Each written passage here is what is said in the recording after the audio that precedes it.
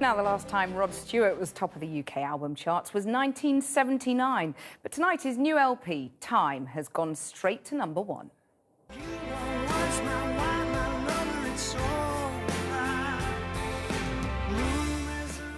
It's been 2 decades since the 68-year-old star has written his own material. He said he'd become inspired again after writing his autobiography. Congratulations, everyone, on a #1 album. Thank you. Well, you can see in true rock star style, he celebrated his chart-topping success by breaking open the champagne. Well, earlier, I caught up with him during a break in rehearsals for his new tour. I began by asking him why it had taken him so long to write a new album. Well, you know, I was doing the American Songbook, which was hugely successful, and there's a lot of competition out there now. You know, a lot of youngsters have come up over the years, and good luck to them. But the difference with this album, I really poured my heart and soul into it, and I think people appreciate that. But you found that you've talked about how you sort of lost your muse. I mean, how did that happen, and how did you get it back?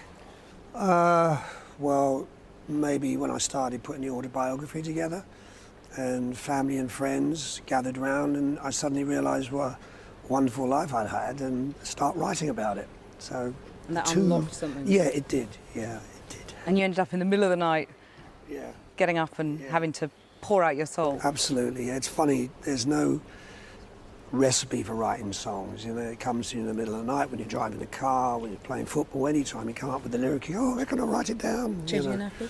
Changing it, not yet.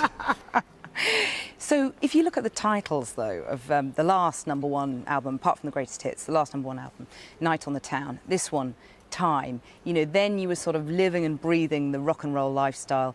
Now, you know, you've got a track on there about divorce and separation. I mean, do you ever miss the old sort of roistering Rod? No, not at all. You know, I haven't joined the Pipe and Slipper Club yet. I can still go mad of a weekend.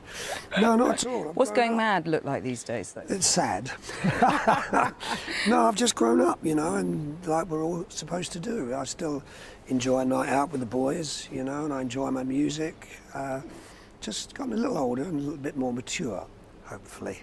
And is that a good thing? Because, I mean, you were quite, when you were talking about your autobiography, you said you were literally peeling the girls off us. I mean, do you think younger stars now wouldn't get away with what you got away with? No, because you know why? Telephones, cameras and everything, and the media is more overt celebrity than it's ever been before. You know, we out there immediately. Yeah, exactly, and you couldn't get away with anything. So I'm pleased I did it when I did it. You don't feel, looking back at the 70s now, you don't feel actually...